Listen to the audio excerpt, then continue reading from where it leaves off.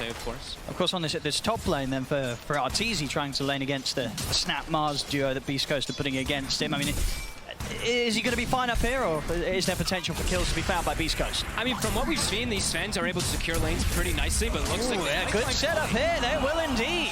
First blood for Beastcoast. Nice little combo there. Of course, between these two heroes, Snap and Mars, they'll be able to pull off. Mars dropped it. Looks like they made an attempt, but weren't quite able to pull it off this time. Arteezy remains safe. Will be able to continue to farm underneath the tier 1 top, underneath the tier 1 bottom. Trying to dive in past the tower. They know that K1's got no ultimate. He's already used the Shadow Dance. Further TP's coming in, try and pounce away, but Crit able to time it perfectly with the Bushwhack, pulls him back. They take down K1. Lose fly in return. We'll see if the rest of EG can get out. In fact, they might not want to get out because backup's arrived. Arbed, he's also ready to dive underneath the tier 1 tower, but indeed he's hit the 6. They turn with a stun. Gajira, he's just able to turn with a kiss. His takedown. Arbed takes down Crit. It started off as a smooth move from EG to try and pressure in, take down K1, whilst he didn't have the Shadow Dance. For Whisper, getting him on top of Arbed, and then with that opening stun, easily able to find time to get the follow-up spear. It just locked down Arbed for the whole ult that was coming in. And the crazy thing is, too, look at the tower HP in that bottom safe lane. After we see the Ember perhaps getting gone on a little bit. We'll see if they can get it. They might. They might be able to. Again, the 3 stuns are there. Arbed a couple of times now, back-to-back in this area of the map. It's not been a great place for him to be. No, and then we do see the tower. It is 100% HP. It has not been touched. This is a brood lane. Near 12 minutes, that dive not working out at all. See around the mid. Chris ready to set up more, gets the toss back onto Fly, and of course back up, it's there. It always is here from Beastcoast. The 3 of them take down another. Fly falls. We'll see Arteezy turning up to the mid. This is quite an aggressive fight for the Terrapins to be involved in. I don't know if Arteezy wants to be here. The arena's there. What's going on? From Arbed, dying 2 times down on the bottom. Arteezy suddenly turns up to a very premature fight in the mid. 12 minutes in, he step. And the rune, and it's going bottom. Arbed able to grab it inside. Chris is out of mana. They're trying to chase. Kind of hard to chase though between these two. Yeah, further TPs are coming in. He'll latch on with the searing chains, but Arbed knows that he's got to be careful. Whisper turns up. Arbed might still be in trouble. I mean, he is indeed. The remnants, it was laid down in a bit of an awkward spot, and of course, no struggle at all there for Chris to make sure he's there, ready and waiting. That's Arbed dead again. And I mean, they did not have the damage at all to try to go for the time. They had the Sven and the Ember, no Flame Guard. That was. And the kills, they're just going to keep rolling in, by the way. Beastcoast, they find Fly out alone. It's 15-3 here, 14 minutes in. Beastcoast, there's just no slowing them down here. They're oppressive on every single one of the lanes. They're going to try and get something going here off the back of a smoke. Feels difficult still. For Chris here around the mid. TPs are going to come in. See if they can take down the Tiny. Stinger on the side, able to lay down the ult. EG there attempting to reach it to take down Chris, but Chris, he's out and he's alive. He's going to be fine. K1 Arteezy charges the front of the fight. He's in with the pounce on top of Arteezy. Avalanche just went onto the forward. Arteezy will be able to get the sun drop onto Fly. Arteezy back up to full HP. Arbed out of the fight. The arena's down. Spear will miss. So they won't be able to hold Arteezy in position. Arteezy's going to be fine for now. Now turns towards K1. Pounce back at the ready. Chris, he's in with the jump though. They've got the combo. The follow kisses Arteezy melting to the damage of the Snapfire. Gajira takes him down.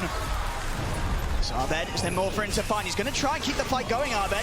Jumps over towards Chris. Chains and the further remnants, but the Avalanche is back up. Chris will still die. They get a kill and return, EG. Anything more for them to find? I mean, K1, Stinger, and Gajira, they're ready to continue this fight as well here. 4 versus 4. They want to keep the action going. They get the Bushwhack set up onto Stinger, stun, into the angle of Crit Salt. EG find another. Ooh. I mean, they're pretty durable. You're definitely seeing that pipe coming into play. This 30 HP regen Broodmother just never getting low. KB coming out in the courier right now, so even if they try for it the next time, they might just get fully surprised and turned on. He's just so farmed on this Mars. 209 last hits. Smoke up from EG. They want to try and take this fight. Already the Whispers in. He's able to get the combo there. The 2-man spear onto Arteezy. The Avalanche forward. Oh my. As Arteezy and Crit caught out by Whisper. EG, is there anything they can find in return? They're trying to go for Stinger. They will be able to take out the CM. K1 on the back line. He's gone straight for Fly. Another spear pushing back Arbed and Nightfall. Arbed did have a remnant at the ready to get out, but Fly won't escape. Neither will Nightfall. An Avalanche from Chris puts a stop to his DP out. As 4 dead on EG. They're trying to get out and look for these fights. But EG's base right now. Swing over towards the mid. Beastcoast look to push towards another tier 2. again, attempting to force EG back into a defensive position. I think we're going to see Beastcoast start to be much more aggressive in a few moments. Stinger trying to go for him here. He's able to put the Ghost Step to get a bit of the ultimate off. RTZ will manage to put the BKB in with the meta. They're able to take down Stinger. He has to run, though. With the BKB, he just has to book it up. Meta BKB to run. That says everything about the current game state. And Whisper now godlike on the Mars. He almost, he's on his way to his refresh. Early kiss is being thrown. Bit of a whiff. Chris is falling a little low. He's holding on to the BKB. And I bet he's thinking about committing towards some Chris there, but jump forward. In fact, it's K1 that's going to be the one jumping on him, and now the spear followed. They'll be able to keep him locked down. Oh, he didn't jump.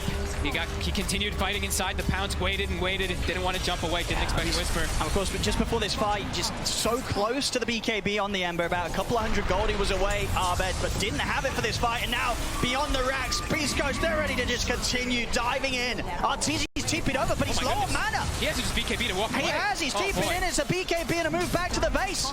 Priority. GG. All right, they've grouped up. RTZ was able to finish his next time. He's picked up the Silver Edge. All right, we'll see what it's going to be able to do. Do they even have the damage to go through any of these cores? Will they kill any of them? We're talking about Gojira. He's been quite the problem. So getting rid of him at the start of the fight, not a bad move here for EG. See if they can get more.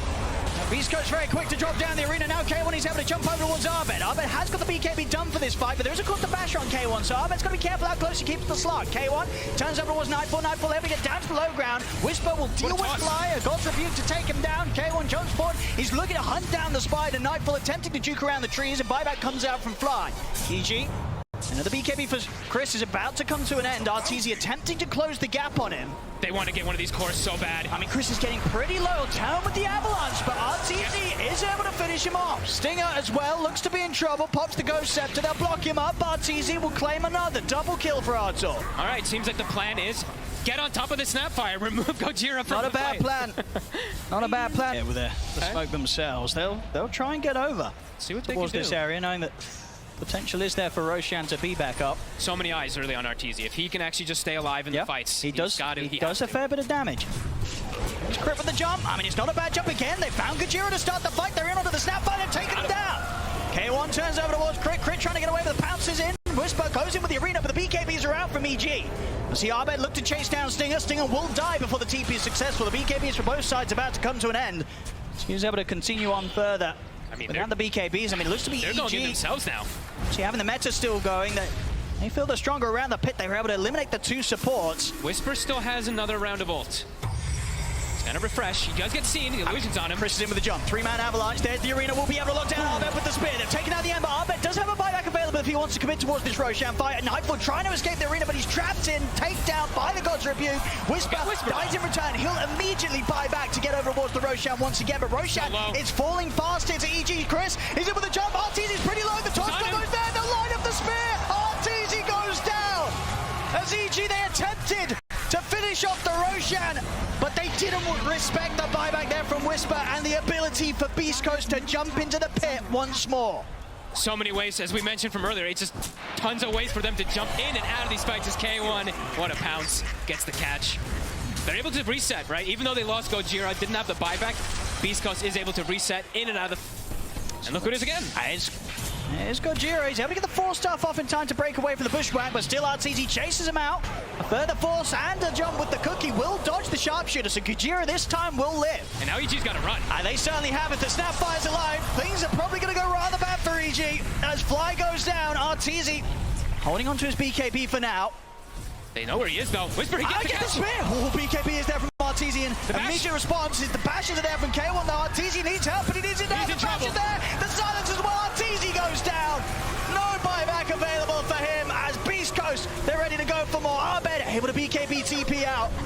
But EG, they've got to try and hold here with just the three of them against the full five-man push from Beastcoast. No RTZ for nearly a minute. Alright, that's mega creeps for sure. RTZ stepped up, got speared. I mean, there was this fight that they tried to get a catch onto the snap and they were fully surrounded. The two times they've managed to come out top was when they've been able to catch Gojira. Outside that they couldn't, and indeed they'll tap out. There's no coming back from this position. GG is called. Beastcoast here in game one, looking as hot as ever really here against EG. Outside of the two rough fights, it was pretty much perfection from really Beastcoast from start to end. Yeah, I mean, I have to give so much credit really to this top lane, right? Yep. The Mars and the Snapfire, they really set the tempo for this game. I mean, Chris Luck too. Of course, all of them had their parts in it, but that top lane for me.